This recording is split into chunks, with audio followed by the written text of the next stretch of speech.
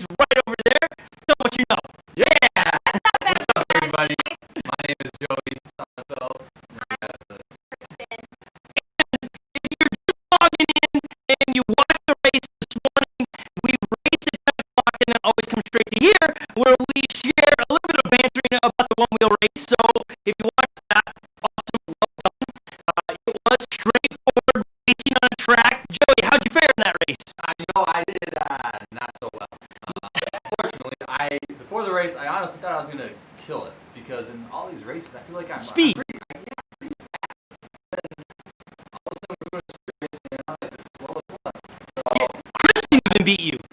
yeah, and it doesn't feel good. I mean, you asked me what I think, it stinks. I understand. But here's the deal, Joey. As we were doing all of the other races, all the time in the woods or different elements, she's like, I just want a straight out race and I'll beat you all. I did. I said it, and I'm putting my own tongue down on it. Yeah, you didn't deliver in your own home turf. I know. Into your high Like school. that was It like took the it high up to you. school I coached at and everything, and they came in, and I'm like, I got this. Like, this is my field, baby. It didn't happen. Thank you, everybody, that's logged in. We are fought through technical difficulties. We unplug, replug, reprogram. We have an amazing team around here that we have fought the good fight today to get us back in live today. Our hope is always to infuse a positive message into your day, to answer the question, who is Jesus and why is he important in our lives and why do we need him? Today's topic is a huge one. It's important. I'm stoked on it. We're going to get to that discussion, how you can win your debates as we are in that season of everything. Well, nothing is neutral, I should say. That it's not. There's no neutral topics, so we're going to talk all about that with some great videos. Brian's going to sing a couple songs. One song, not a couple. One song. And our host today is connected with Jesus through the words that we say, videos we play, the music we sing. Our hope is to give you a moment, wherever you're watching this. I understand a lot of you are logging in not on Sunday at 1 o'clock Central Time. You're logging in later in the week, and that's okay. If you want to be part of the conversation, drop your comments down below in the comment section below this video. Your thoughts, your concerns, things of that nature, and we'll respond this week. You're live right now in the chat room. Thank you. Before I come on my laptop to save any ounce of internet speed we have here, I saw Dan logged in. I saw Michaela in there. I saw Legend in the chat room. So it's cool to know we're not alone today. I'm really amped about what's going to happen today. So we've got a great video that we're going to throw into, and it really sets up the thought of the day. Do they see Jesus in you throughout your day? Do people see Jesus in your actions? Do you love the way Jesus would love? And maybe you're on the fence about who Jesus is. That's okay. We're not telling you you got to have that sorted out. Watch this and ask yourself, what is Jesus saying to you today? Because I promise you, wherever you are in the world today, he will speak right to you. And I know a lot of you that log into the chat room from South Africa and England. At this point, you're tucking yourself into bed, right, Joey? What time is it in England? I mean, you asked the wrong guy here, but it's well, 1 here, so let's say 8:30 there. Okay. Well, here's the thing. We're going into the video as we're going to Google that, and we'll be right back with you. Check out what Jesus in this video. Check this out. Enjoy.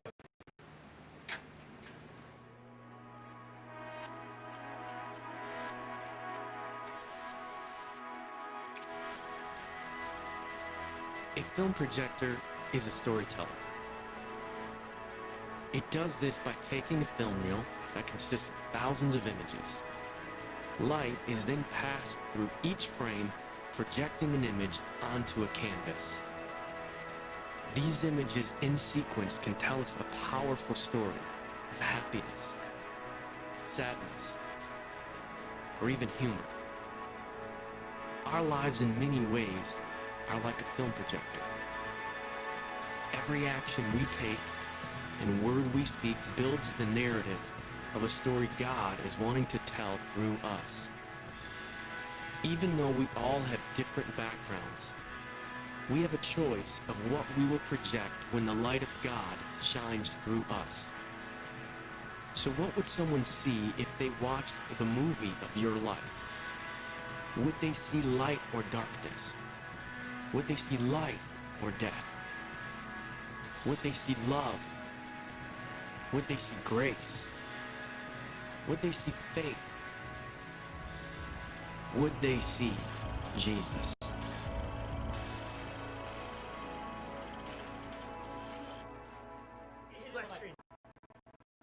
We're switching sides here. We're excited to have you with us as we are continually figuring out and making on-the-fly decisions to make sure we try to have the best audio that we can and visual for you as we are trying to figure it all out. As honestly, we have unplugged and replugged in.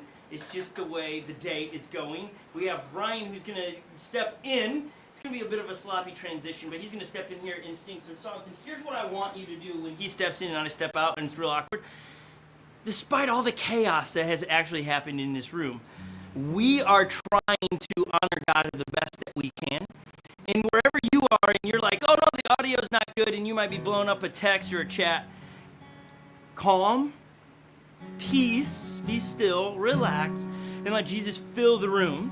Let the presence of God come in. And I know those are like words maybe you're not familiar with, but I believe when you worship God from a heart that says, God, I'm giving you worth, that you are bigger than me, you are in control of events that I am not, that there's this peace that comes in, it just rests on you.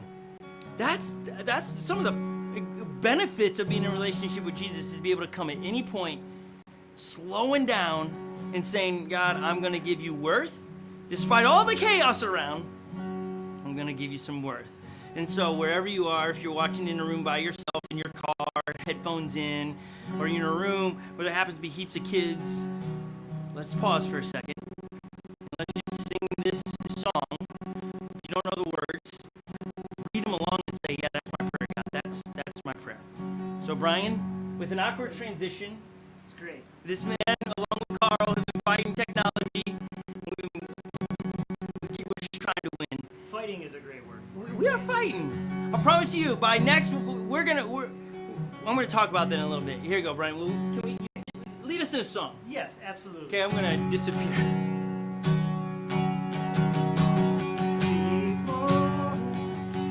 Come together, strangers and neighbors, our blood is one. Children of generations, of every nation, of kingdom come. Don't let your heart be troubled. Hold your head up high, don't fear no evil. Fix your eyes on this one truth. God is madly in love with you. So take courage, hold on, be strong. Remember where help comes from. Whoa, whoa,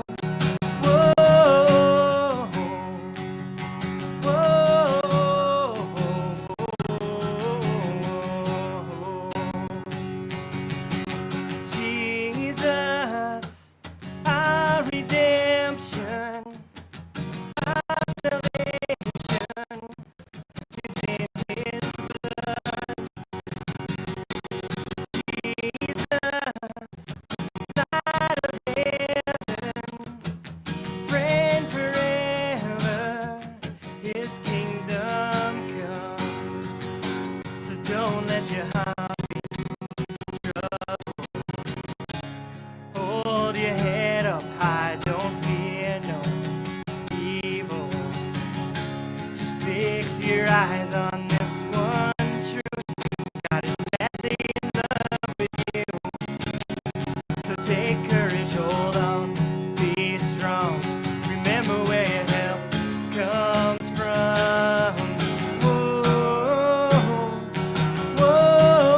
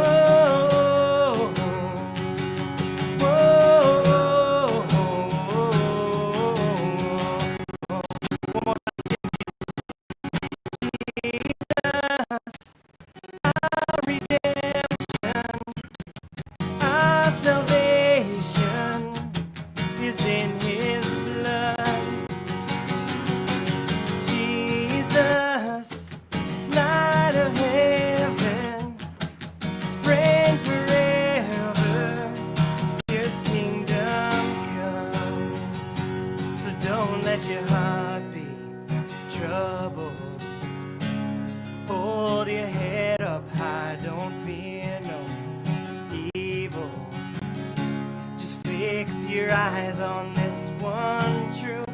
God is madly in love with you. So take courage, hold on, be strong. Remember where your help comes from. I'm gonna throw it back over to Scott. Apparently his camera's been having audio issues. I'm gonna go try to fix them. Thank you guys for hanging out with us. Thanks for singing. I hope you had a great moment just to connect with God for a minute. I love that song. It's so good. Brian, would you turn on that monitor so I can see what's working? Yes.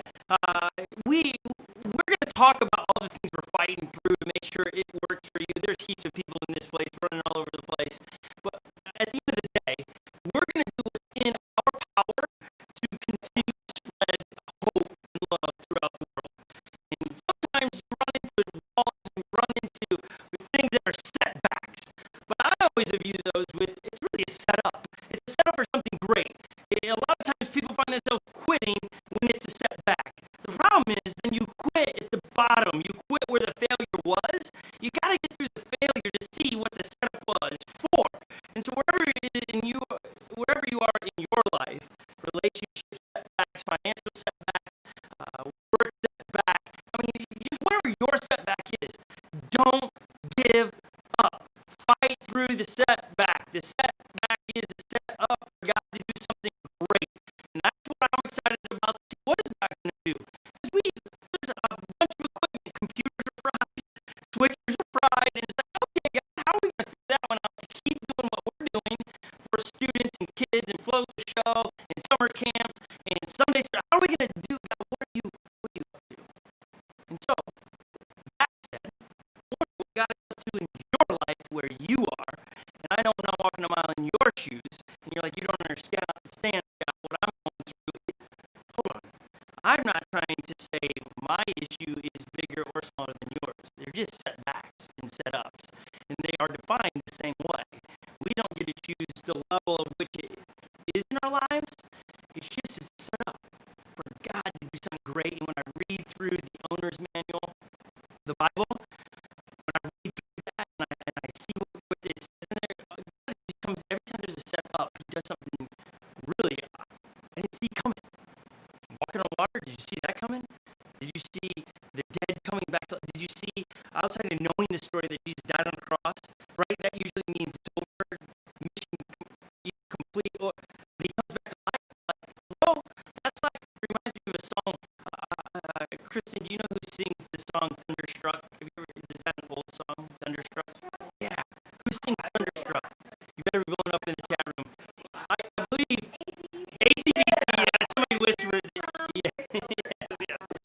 AC/DC does a song called Thunderstruck. Kristen, have you ever done a workout to that song? How does it? I don't know. Okay, so it's a song that's just is like, I can't sing it, but it's got Thunderstruck in it. Oh, we used to run out to the song when I was at DSU. Yeah, so you need to look it up on YouTube. But, It's a fight song. right, so what you do, here's the best workout. This is what we'll film it this week and we'll play it next week. Okay, it's gonna be a sucky workout. But here's what it is that every time Thunderstruck happens, you do a movement. So like a burpee. We'll go with burpees. You do a burpee every time the word Thunderstruck is said. I think that's like 200 sometimes in 3 minutes. Does that sound like a plan? It's a lot. Okay, we're gonna do a Thunderstruck. Thunderstruck means like wow, whoa, Thunderstruck. Like I didn't see that coming. When was the last time you read the Bible? Maybe you're like, I don't read this God at all. Well, read your Bible. It's really good for you. It gives you resources and tools to fight those setbacks in your life, to have a good attitude, to not lose your temper, and all those things. It's a good resource to have in your life. But Thunderstruck is whoa, wow. When was the last time you were thunderstruck with what you read in the Bible? Like, instead of going, especially if you grew up in the church, you're like, oh yeah, I heard that once before. Can we reread it as going, wow, I can't believe that's my God. That's how Jesus loves. I can't believe it. So, we're going to talk all about that here in a second. We're going to go to another video that we're going to let the tech people choose what video it is, because I don't even know what is. We had them lined up, but it's all just a scrambled mess back there. So, it's like a surprise for all of us here, folks. Whatever you click on is what we're watching. So, check out this video, and then we're going to do the thought of the day, the teaching of the day,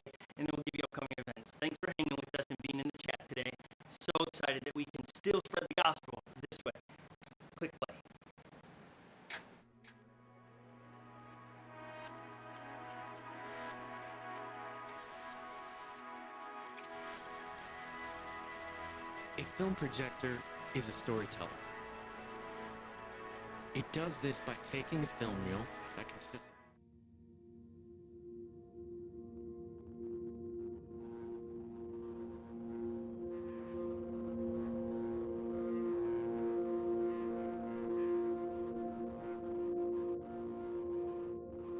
When did we forget how to love? Did it happen suddenly? Or was it a gradual decline? When did we forget the very foundation of the gospel? For God so loved. Love is what moved God to action. Love is what held Jesus to the cross.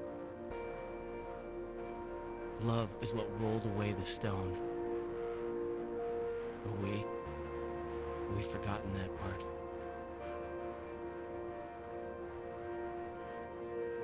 Without love, we are simply a resounding gong, a clanging cymbal, a bunch of noise.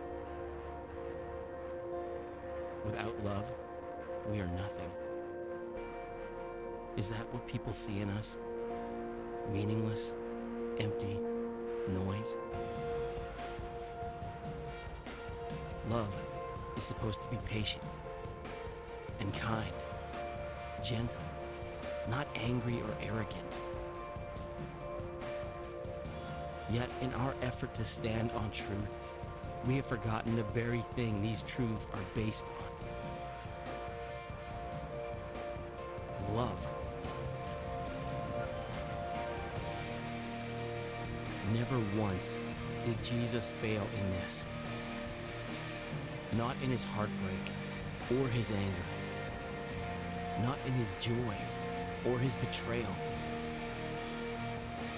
His default has always been love.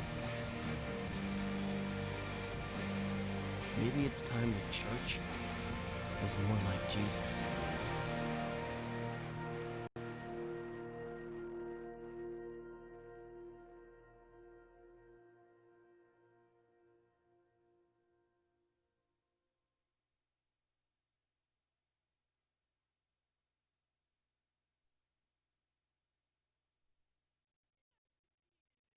Hopefully we're going live. We're trying to work on the audio.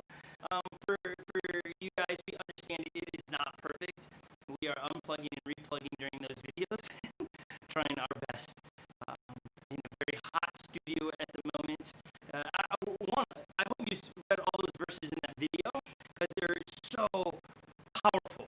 And I understand everyone in the world, around the world, watching the different points, you might be rubbed with the whole idea Jesus is God's one and only Son. Can we pretend for the next few moments that he is? Like, and we can have a great conversation about that. I love those conversations. But let's just not pretend Jesus is the definition of love. Okay, that's the definition. The working definition of what love is not what the dictionary says. Love is Jesus. So, if you really want to know what love is, you need to go to Matthew, Mark, Luke, and John in the Bible and read those and follow the life of Jesus from the age of 30 to 33, and you're going to get a great indication of what love looks like, how it interacts with people that think differently, people that rub you the wrong way, people that are oppositions to you. Actually, when you follow Jesus throughout the Matthew, Mark, Luke, and John story, you'll find out that Jesus comes and defines winning differently than the way you and I know. We titled this video "How to Win Your Debate," and we're going to try to take a funny twist on how to win your debate today, because everybody seems to have their thoughts that they want to win at. And I mean, let's be honest, I like to win. Joey, how about you? Do you like to win? I do. I mean, if you watch the long wheel videos before the teachings, I mean, I like to win. I don't like to lose. And it's just not a good feeling of losing. Feeling like you're, I mean, not as good as someone else. I mean, that's the truth. And I'm a competitive person, so no, I do not like losing in life or in competition or anything. And here's Kristen tries to pretend she's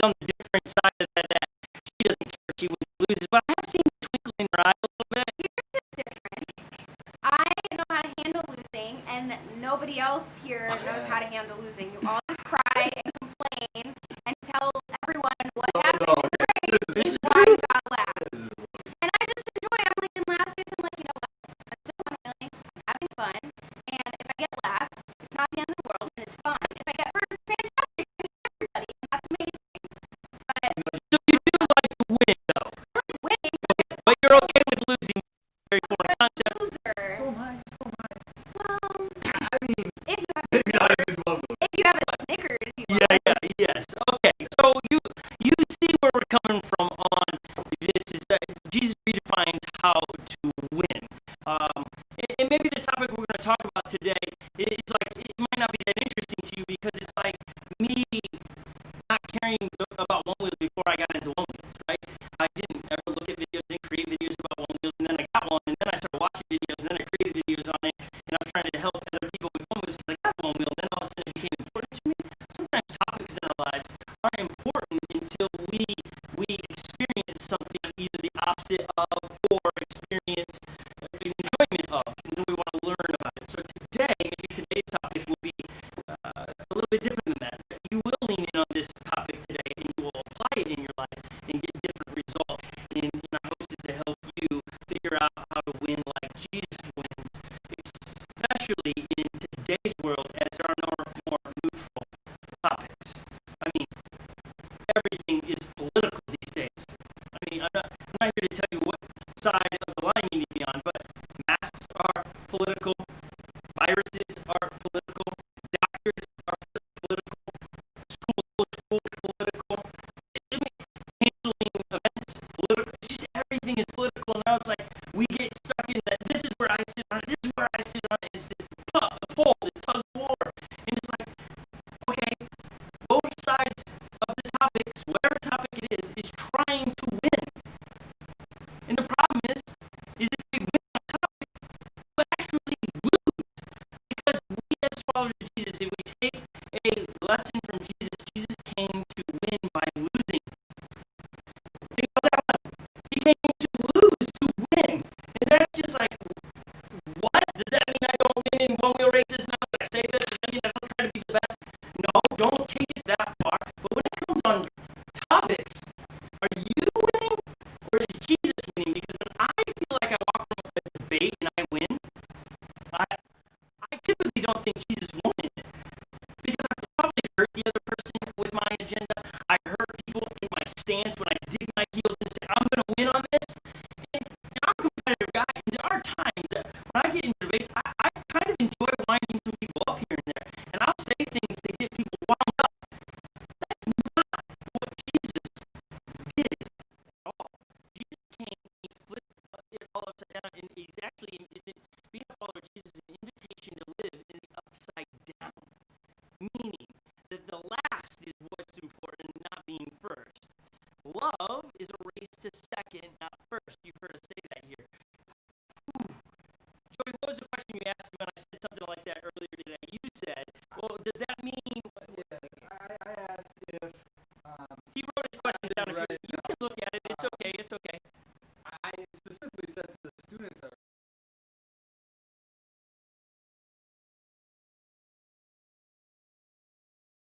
activities that I am a part of.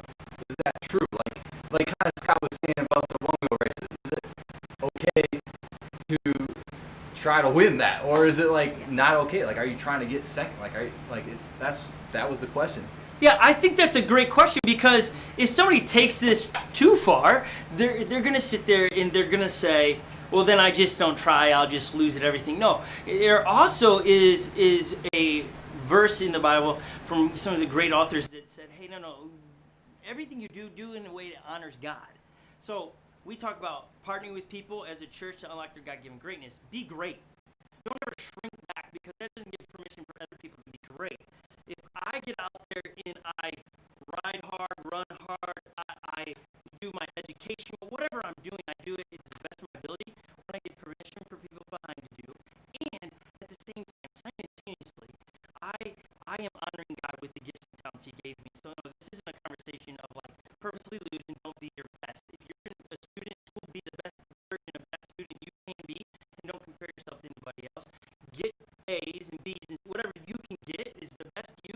If best you is C is fine. As long as you can lay your head on the pillow and go, God, that's the best I can do. That's brilliant. That's great. Be the best version of you. We're going to invite Chris in the conversation as well. He can stay in there with Joey and Kristen as well. He's going to go on the screen. Kind of get my, and I'll invite you in. All right. Okay? There- Okay, so we're going to try a different side of the room. They're saying that this is better for you to hear better. Hopefully that's correct. We're going to bring them in and out then to have this conversation. Where I think I heard a teaching this week that really inspired today's conversation. And so we've all listened to it, and we're all coming in with questions, and we're going to try to field these questions as we are in this culture of I want to dig my heels in and win my debate. And if you win, Jesus typically loses. Okay, that's the sum up of that. If I feel like I just won, then Jesus loses. And that breaks my heart, because that's not what I want to reflect Jesus as. I want to be able to talk to people. I want to be around people and be able to inspire them to become like Jesus, because they see Jesus in me. That they see that I'm trying to connect them with Jesus, who Jesus is the ultimate change agent. I don't change anybody. I can't change somebody on their position. Think about it. Those that run around and tell people to wear a motorcycle helmet. I forever rode a motorcycle in Florida, and there would be occasionally, sometimes, that I would forget my helmet. I remember one time I had parked at Walmart. I came out and somebody stole my helmet. Well, guess what? I had to ride home without a helmet. And I remember on that ride, somebody rolled down their window and yelled at me I should wear a helmet. We call those people Karens. Karens shouting at me. They don't even know my story. I always wear a helmet. It was stolen, and here I am. There was no, hey, why aren't you wearing a helmet right now? There was no checking in why I was doing what I was. It was just an assumption that I was unwise and unwilling to do something. On our topics that we want to educate people on, maybe instead of educating first, we find out where they're coming from, and then we can interject Jesus in. Wouldn't it be better to deal with the fear that someone has than what I see on the outside? That I can point Jesus in their situation because he's going to change them, more than, hey, if you just stop doing the outer thing, I feel good about that. Because most times as humans, we are about behavior modification instead of heart change. Jesus wants heart change. I parent 8 children with my lovely wife, Holly. And sometimes we get caught in behavior modification. We get embarrassed by the behavior, and so we say, stop doing that, you're embarrassing me. We don't actually come in and say, hold on, is this a heart condition problem? Because if it is, let's parent with Jesus in the middle of that so he can change their heart. Jesus is after your heart, my heart, everyone in the studio's heart, and those that are on the opposition of where you stand in a position. Now here's what has happened for centuries now in churches, is churches are known more for what they stand against than who they stand for. I mean, I'm about people, all people. Well-behaved people and not well-behaved people. People that think different than me, people that would say Jesus isn't who he said is, I'm for those people because Jesus is for those people. And I want to let people know I'm about people. I don't want them to know what I'm about. Or against, I should say. I don't want to tell them what I'm against and I don't like this and that. That's just putting me on a side. I want to let people know I am about people. If people looked at your life, would they know that you're about them? Or would they go, well, I don't believe the way they do. I'm a Muslim, so they don't like me. I am a different religious background, so we don't get along, we can't talk. Is that how they would view you, or would they see you as how so many people saw Jesus, which was a man that loved everyone and gave his life for everyone?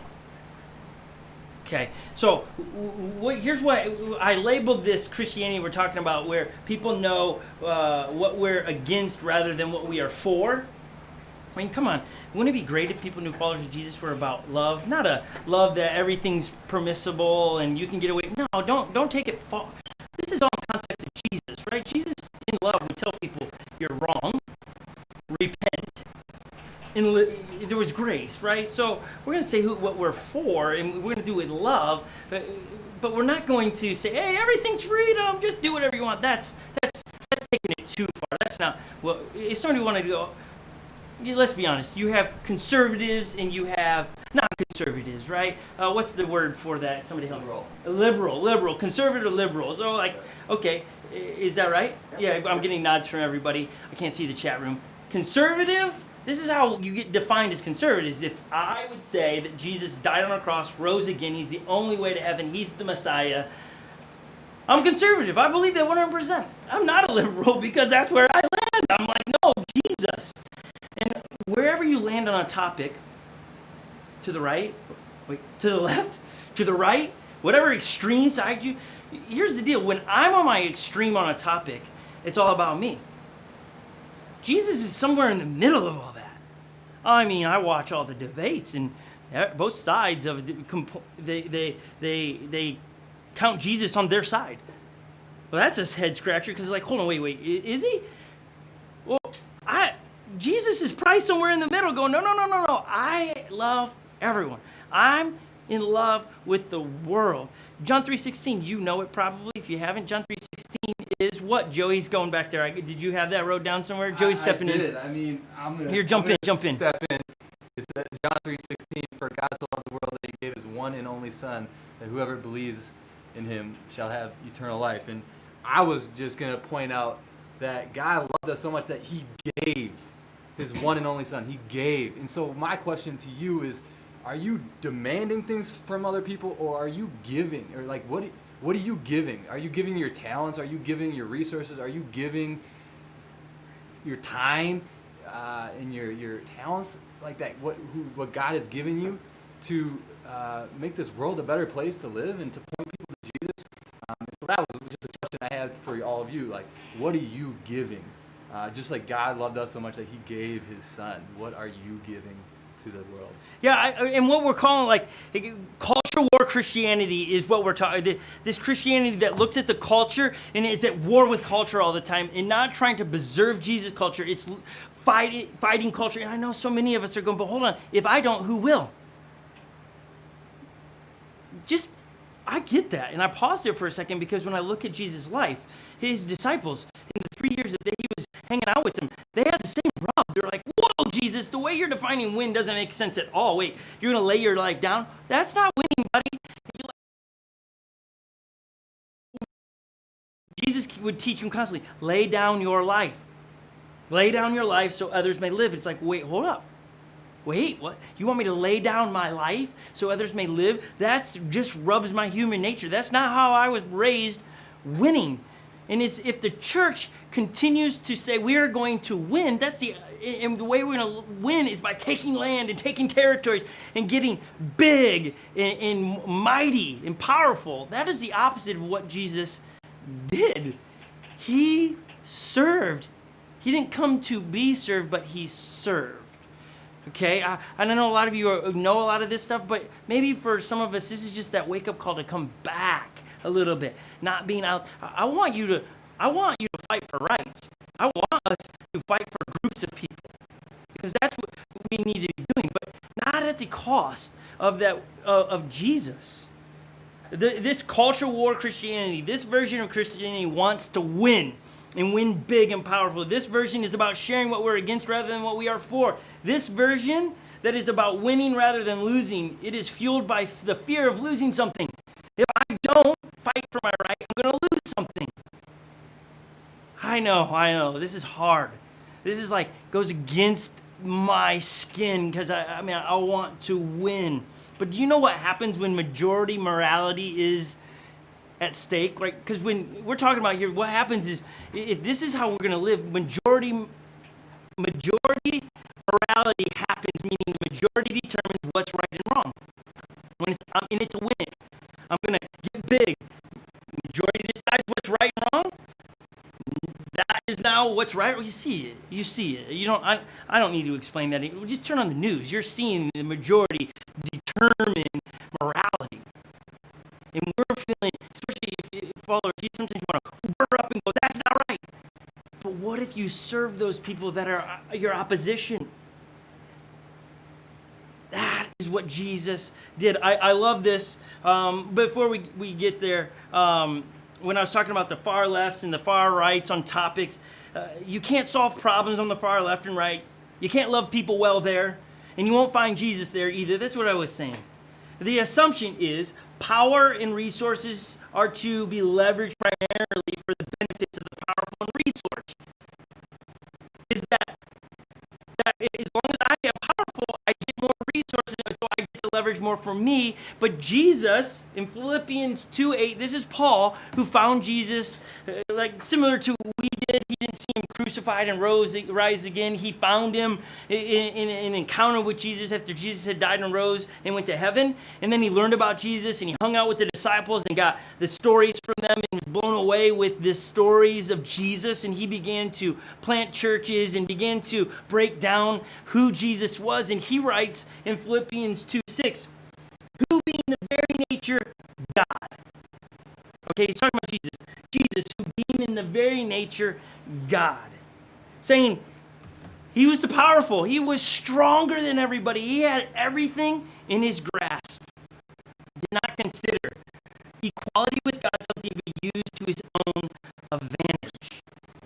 That if you are a person in a position with power and strength and lots of resources, they're not to be leveraged for you and your kingdom. They are to be leveraged to reach people and build God's kingdom. Jesus is our example. We as followers of Jesus are supposed to be like Jesus. We are to behave like Jesus. Jesus did not play to win. Jesus played to lose. Right? He gave up the divinity of God to be a servant. Jesus was playing a different game with different rules and a different kind of win. And Jesus invites all of us into this game, this upside down game. He played to lose so other teams could win. Paul goes in Philippians chapter 2, verse 7. Rather, he made himself nothing. Jesus refused to attach himself to the what's in it for me party. Whew. And feel free, they're all lining up over here. If there's something you're like, I want to say and add to it, jump in, or I'll just assume you're like, nope, I got nothing else to add. Philippians 2, by taking the very nature, okay, so verse 7, rather, he made himself nothing by taking the very nature of a servant. Okay, so you got a hot topic for you, and you are passionate about it. Are you serving the opposition? Are you serving the other side? Are you loving them? Or do they just know what you're against and you're against them? Chris is making a move there. No, he's like, nope, he's backing up. I thought he was coming.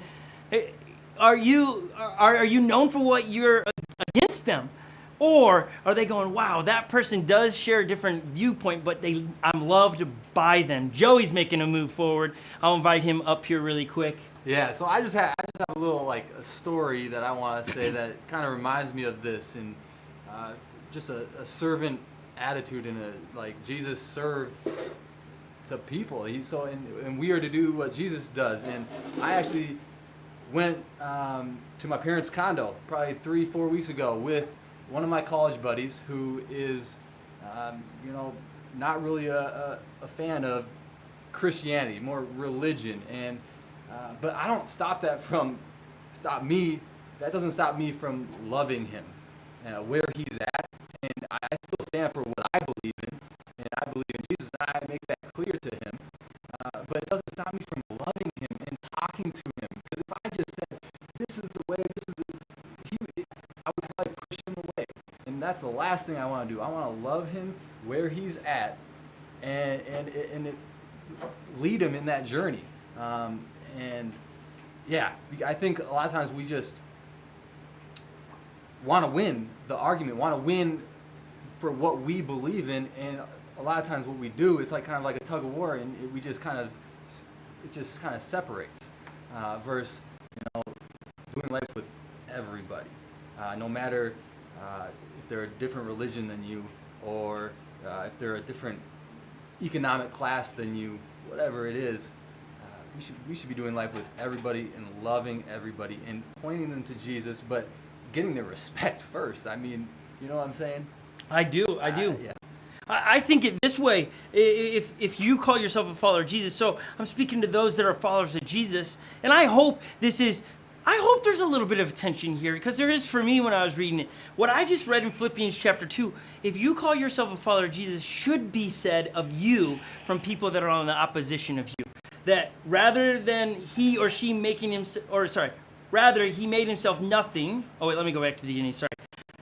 Who being the very nature of God, did not consider equality with God something to be used to his or her advantage. I'm reading this as if it was to be said of you. Rather, he or she made himself nothing by taking the very nature of a servant. That should be said of us as followers of Jesus. Would that be the bio that if somebody wrote for you on Facebook or Instagram or Snapchat, if that's still a thing, or Twitter or TikTok? Is that your bio? Could that be said of you? I know most of the time probably not for me, but that's the goal. The new goal is this: that I would lay down my life so others may live. That I would put my agendas down and go, how do I boost this conversation with Jesus? And I'm not talking about being weird about the Jesus thing, like, oh, turn or burn. That's not Jesus, okay? It's loving people right where they are. Like, they'll know that you're a follower of Jesus by the love that you give. Now, there's a great story in Luke chapter 10, verse 15, or 51, sorry. Luke chapter 10 is a very long book. So chapter 10, verse 51. They are on their way, they being the disciples and Jesus, they're on their way to Jerusalem, where Jesus is going to give his life on the cross and rise again. So he's making that journey, and he sends his 12 disciples to Samaria. He says, hey, go get ready for me. I'll make my way there. Get a place for us to stay tonight. It's going to be really good. We'll hang out there. So they go ahead. As the time was approaching for him to be taken up to heaven, Jesus set out for Jerusalem. And he sent his messengers on ahead who went to Samaria village to get things ready for him.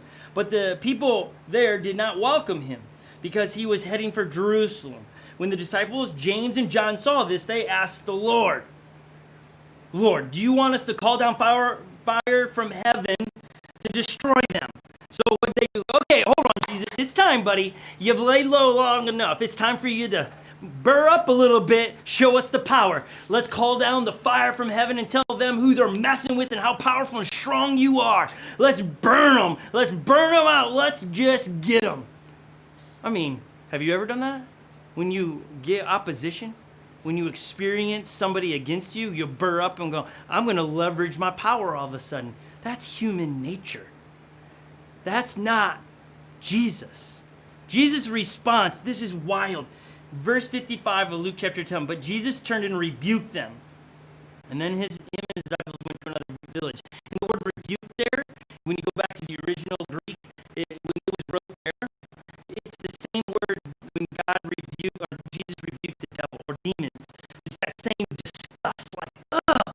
Have you not learned anything with me, boys? That's not how I'm getting it done. I'm headed to Jerusalem to die. And I know how that conversation went with the disciples. They're going, oh, if you're headed to death then, Jesus, and you're arrested and killed, how are we going to win, Jesus? That's not winning. You dying is not winning. And Jesus said, that's how we're going to win. I'm going to lay down my life so others may win. You want to win your debate? Lay down your opinion. Lay down your thoughts. I know you're like, well, how will I ever get anything done? That's the invitation Jesus has for us, is allow him to do the changing and him winning.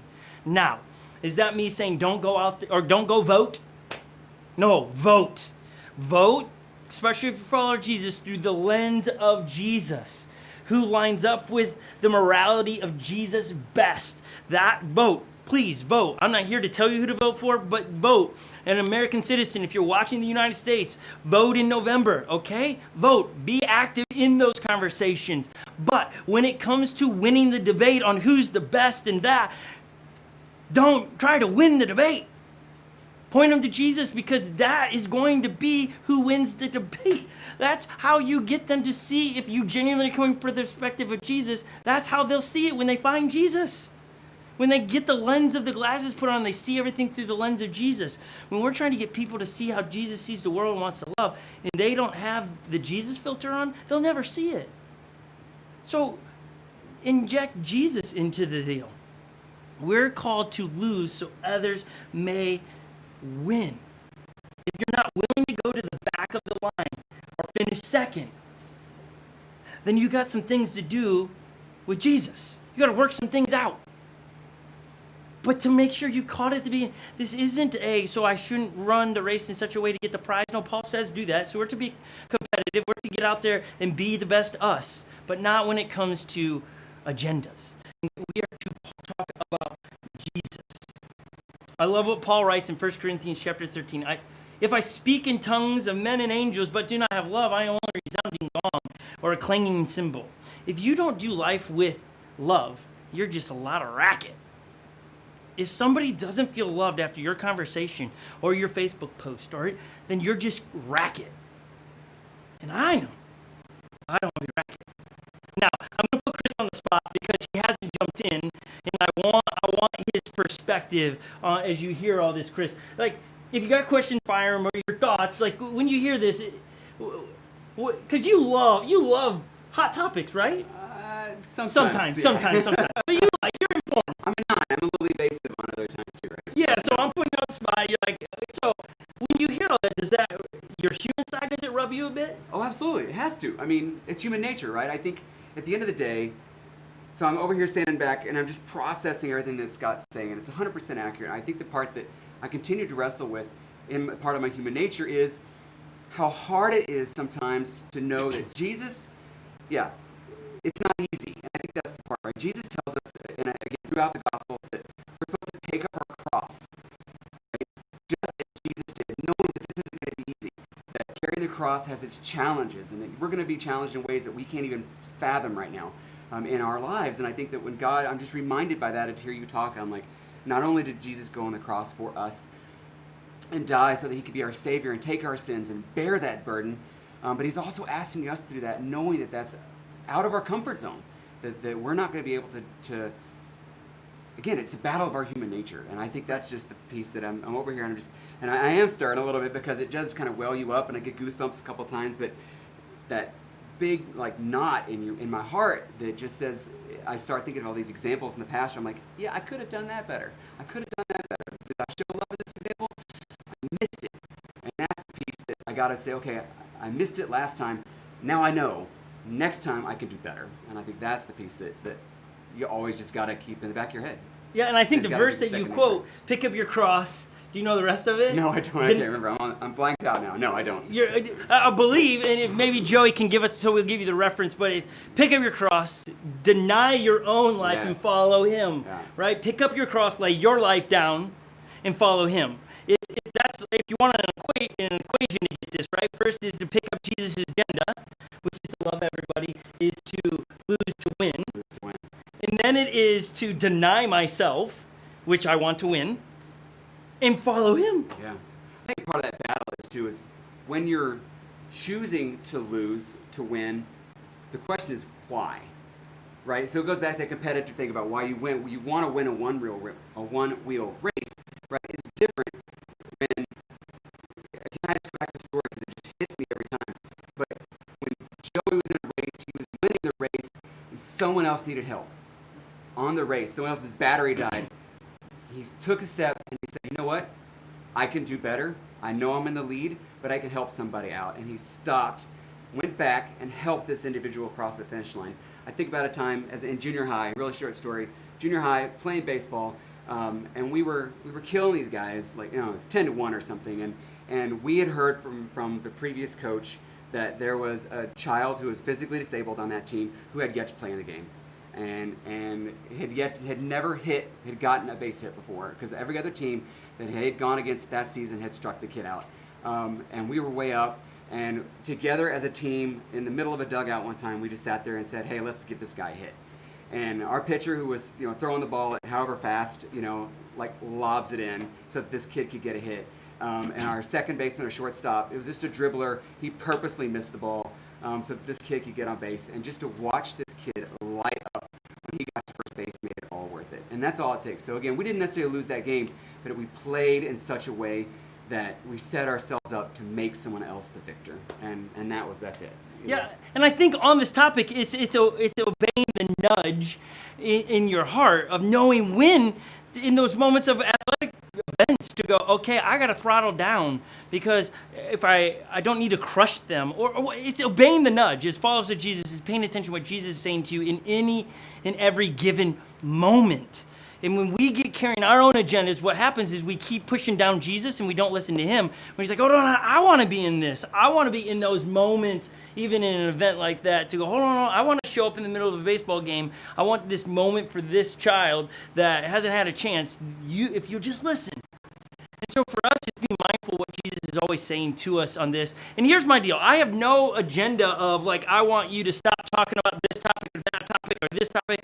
No, I want you to be passionate about the things you're passionate about. I love those topics, but not so passionate that you lose the identity of a follower of Jesus or someone can't see the love through the topic. I want people to see where you are in on these positions, again, as long as they line up to Jesus, but I don't want you to attach Jesus to your position and go and manipulate scriptures going, Jesus would be for this if he was here.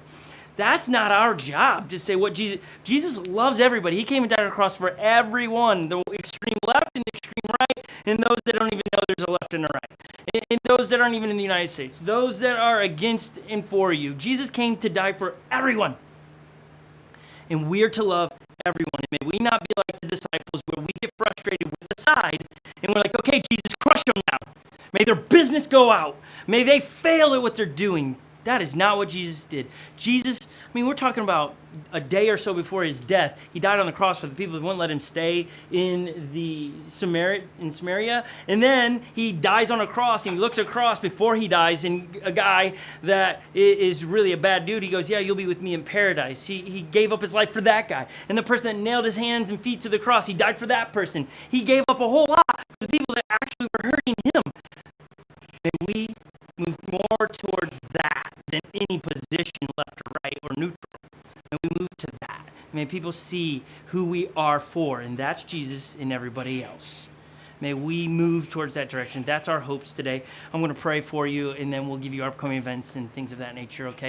Actually, before I pray, I said this morning, but I do want, thank you, Chris, I'll give you, you don't have to be, you're like, I want to give you 5 responses to this, and we talked a little bit about this morning, because as a church, we are here. We're spreading the gospel digitally for the foreseeable future until things change and it's healthy and safe and whatever's happening in the world. This is where we're at. Why do I say it like that? It's so that you know for certainty we're going to be here for a season. And so what I would ask as we're going back to school in the United States is to develop new habits on Sunday morning. That log in at 10 o'clock with all of your kids, and maybe every Sunday it's like, okay, 9:30 pancakes, 9:45 showers to get the syrup out of your hair, 10 o'clock watch the race and comment, and at 10:15 get into the chat and talk at Unlock Church on this channel, and then after church we'll go but make a new Sunday morning routine. Maybe that's going to a viewing party, but make a new Sunday morning routine. It's going to be healthy for you. You can count on us to be here even when technology doesn't work. We're fighting our hardest to be here. Make a new Sunday morning routine. Establish your small group routine. As September rolls around, we're going to roll out new small groups and new times. Establish, I'm going to be a part of that small group until it ends and when we announce it. But establish a healthy small group regimen for yourself where you're plugged into a community. Maybe you want to join into a viewing party. Make that part of your Sunday experience, but choose something and make it. Parents, listen to me. This is the third thing. Keep your kids plugged into the church. Keep them plugged into student ministry and what Lily's doing in kids ministry on Tuesday, the float, the show. Don't allow them to manipulate you or say, I don't like it or it's boring. They're kids. They're not going to like everything. They're so like yo-yos. One time, yes, no, maybe so. Parents, keep them connected. Even if they say keep them connected. Keep them connected, keep them connected. I have, I think, 6 that log in at different times throughout the week, and they don't all want to every day of the week log in. Oh, I'd rather be doing this, Dad. Oh, we could be out on the boat, Dad. No, you have your church service right now. You're going to be there. Parents, keep them plugged in. On Sunday mornings, whatever your routine is, if they're going to sit there and watch the one-wheel race and then you let them go, have a routine where they're a part of it. Don't allow them not to be a part of it. We said this one this morning. Pray for your church. Pray for Unlock Church. We need your prayers. We do. We are trying to be wise in our decisions. We are trying to love the community that God is giving us across the world now. We're trying to be faithful with everybody from Luke in England, Leo and Dan in Florida, to those here in Minnesota, those that are doing the viewing parties, those that are opening their homes, those that live in Roseville, Maple Grove, Plymouth. Here's the deal. I can't name every one of you. You know, we're trying to do our best and be wise on how to take care of you. Pray for us for wisdom. Pray God gives us the resources to upgrade the technology that is like fighting us in an upward battle. We're MacGyvering stuff around here. Like literally, we got things taped together. We will never show you those things, but just pray that, man, God will give us resources for a video switcher and for a new computer and some of the technology pieces that are going to allow us to continue to spread the gospel smoother, better, and more enjoyable. Okay? And then the last thing is the fifth thing. Invite. The gospel needs to be spread like never before. We need to invite because we're infusing hope into the world right now. We're giving the message of Jesus to your friends and family. Share this content. If you like something about it, copy, paste the link. And on YouTube, you can start it at a point for your friends going, hey, this is where you need to start because this is where it was really good. And send it to them. Invite them every Sunday morning to log in and be a part of what we're doing here at Unlock Church. And so those are 5 things that your response can be in this for here and for yourself moving towards being more like Jesus. I hope today Jesus reached through bad audio, one camera, people coming in and off, real clunky. I hope Jesus spoke to you today. I don't get to see the chat today. We could be talking to no one right now, or we could be talking to everyone right now. But all that matters to us in this room is that one hears it. That we will fight the good fight for one. Because Jesus taught us that one matters. One matters. That's important to us. You are important to us. If you need anything, you can text the church. The phone number, if somebody's in there, Kristen's going to come in and give the phone number really quick. She was going to try to give me a hand signal and then just went, what is it, Kristen? 651-276-8797. Thank you. Hey, while we have you here, any closing thoughts on that topic today? Or is it like a hot topic? You're like, yeah, no. No, I did have a thought, but I didn't really think. When I first heard it, I was like, yeah, that totally fits in. We were in small groups on Thursday, and Dwayne was leading it, and he did an amazing job. And we were reading through Acts 15, and there's just a portion in there where everyone's freaking out because it's like after Jesus has died and like the new church leaders are trying to create these new rules and saying you need to do this to be a Christian, you need to have this view, you need to just all these rules that humans create because we feel like we need to when we don't, because Jesus gives us our rules, not humans. Good point. And Peter comes in because it's a huge debate, and he's like, you guys are missing it. Jesus died on the cross because he didn't want us to have to bear the burden of trying to figure out these rules and have the old law, and you're trying to put these burdens on these people when he doesn't even want us to have those burdens, so why are you putting it on them? So I correlated that with just people putting their viewpoints on other people and like making them want to do that and like making them want to think that way, and it's just, that's not how it's supposed to be. Yeah. Jesus didn't come for us, didn't come so that we would be arguing with each other because of our viewpoints. Everyone's has a different viewpoint, and it's fine, and it's whatever. It's not like a race to like, I don't know, it's just not a debate that we always have to win because Jesus, Because like, Jesus ultimately has won it. He just won it all, and so like it's the final word. Like he just gave it to us, and he was like, this is all you need. This is the rules. This is what you need to listen to. And I think as humans, we just create, well, if you don't have this viewpoint, if you don't vote this person, if you're not liberal or Republican or Democrat, you're not a Christian. And it's just the humanness of us trying to create these lists and boundaries and checklists. Like, okay, that is a Christian if you check all this off, and it's just not that way. It's about having a relationship with Jesus, and it's all about the heart. So Jesus just wants your heart. Yeah. I don't know. It just all like made sense to me when I heard it, and it just clicked with me. So that's like my little thing, and also it's a little plug for small groups because they're so good. And that is for adults. It's Thursday at 8:30. Yes, Central 8:30 Time. PM. And Joey, I think, has a thought. You have a thought, Joey? I do. Joey has a thought, so He we're has gonna a let thought. We're gonna let him jump in here. I feel like I usually don't. I'm not usually like, oh, I have a thought. I do have a thought today, and I just feel honestly, I feel a tap from Jesus. When I was talking about that story earlier, and Scott just mentioned inviting and how important inviting is. Inviting can look different, you know. Just posting on social media. Who knows who might click on that? You don't even know.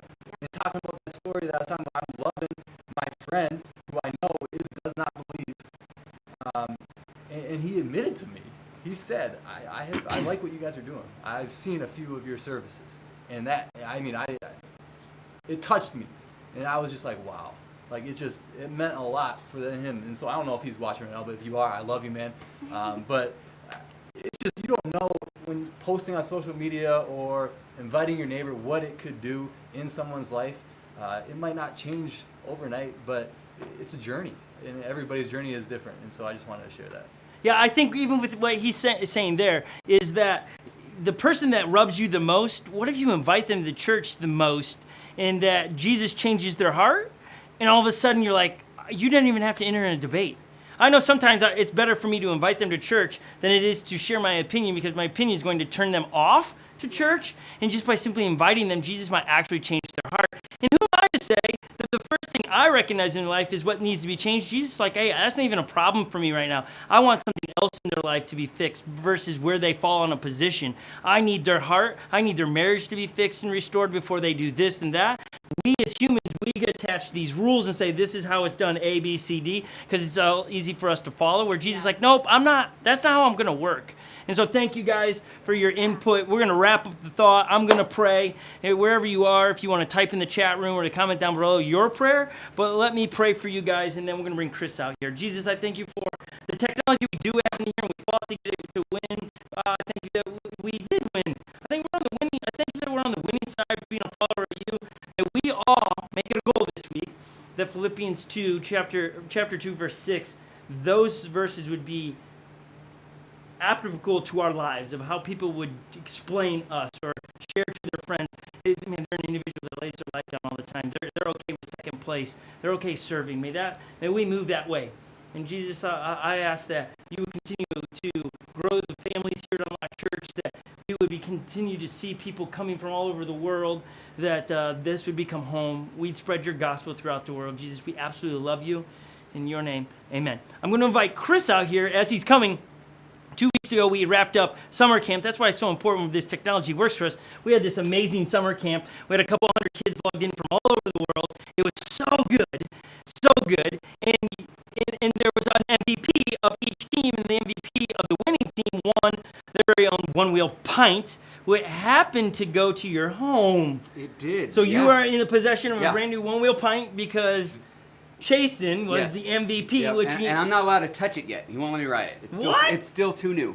Okay, too new. But direct result of the technology into your house, and he came to camp and participated so well, meaning he memorized memory verses, shot videos of the daily tasks and stuff, and his team voted him MVP, and then they won. Yeah. So I'm gonna step out, and I'm gonna let you kind of take it from there of just how fun, and you led a team. Yeah. Your team was, it was just cool to watch. Silver Scorpions! Yes. Yeah, absolutely. It was cool to watch him and Lori, his wife, lead a team during the week. It's just, they're invested, and it's so cool to watch. Yeah. Just share some of that, and then he's going to lead us right into giving. All right. Okay, it's yours. No, absolutely. So, again, I'm still floating on this high from camp 2 weeks ago. If you've gone to camp, you know what I just did. That was a pun, and it was meant to be a pun. And if you're not tuned in on Float the Show, coming up the first week in September, you got to get plugged into that too. So more on that later. But no, really, I had an opportunity this time around, really my first time in several years to really truly step in and help kind of lead and participate along with my wife to lead a small group for camp. And obviously this is our first year of visual camps, and truly it was an amazing experience. All you Scorpions out there did a fantastic job, and you guys have earned a permanent place in my heart. So Caden, Brady, Spire, right? I mean, you guys, the list goes on. And Harley, right?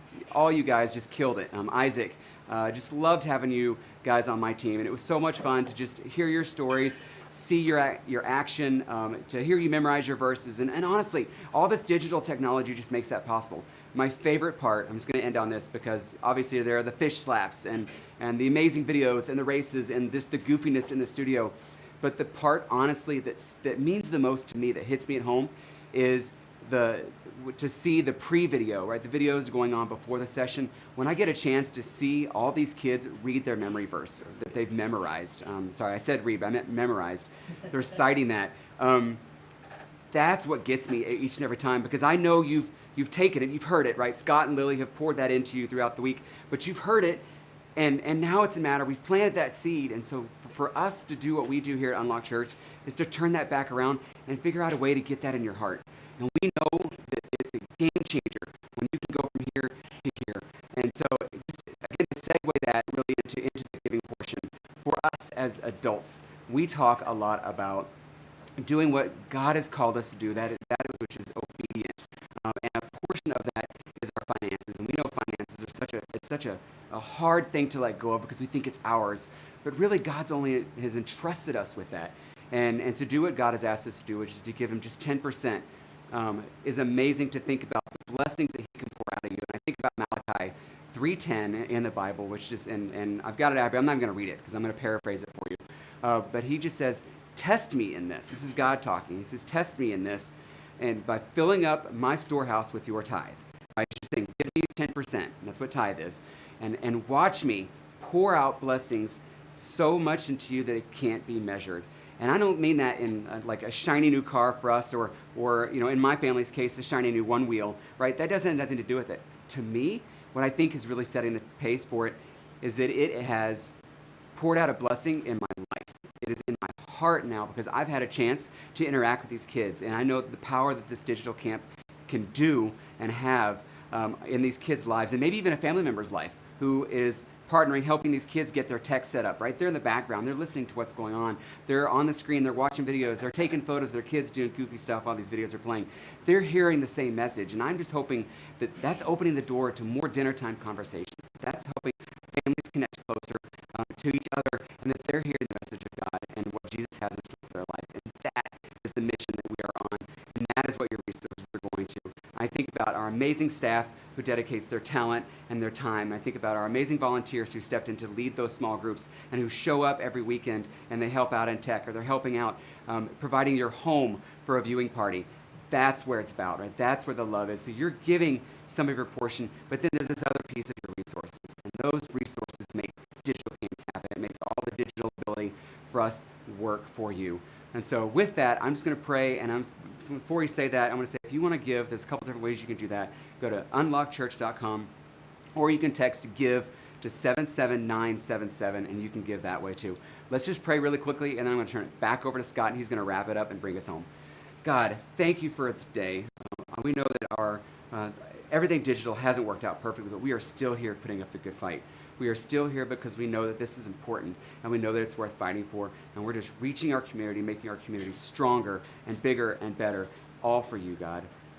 And we just ask that as we go forth this week, that you have your hand on the shoulder of everybody in this world, everybody who's feeling that nudge to just listen to you more, to soak in Scott's message and really take that in to their mind and into their hearts this week. Think about the impact they can have on somebody else's life by loving on somebody and playing to take a second, playing to win by losing. God, we love you, and in your precious name we pray. Amen. Thank you, Chris. Very cool. I love hearing that somebody else's perspective on camp. That's what the cool part for me is saying. It's so awesome. We do have a lot of other great ways for you to connect around here. We have small groups for students and kids. Students is Wednesday at 7 o'clock Central Time. You can get information at unlockchurch.com for that. And for our kids as well, who meet right now on Tuesdays at 10 o'clock, 11. Joey's saying 11 o'clock. I don't know why I keep saying 10. At 11 o'clock, Lily will be there. We will be having a new wave of small groups happening in September. We'll give you all that in the later half of September, so stay tuned for that. We do have Flip the Show next Wednesday. Other than that, we will be back next week. We've got heaps of things to do to make this a better experience for you next week. We'll see you 10 o'clock for the race. You know who's going to win already, so just come and support me, okay? Ah, they just smile on the other side of the camera. So good. They're not even here, and I can say that. Okay. Thank you, everyone. This one is over.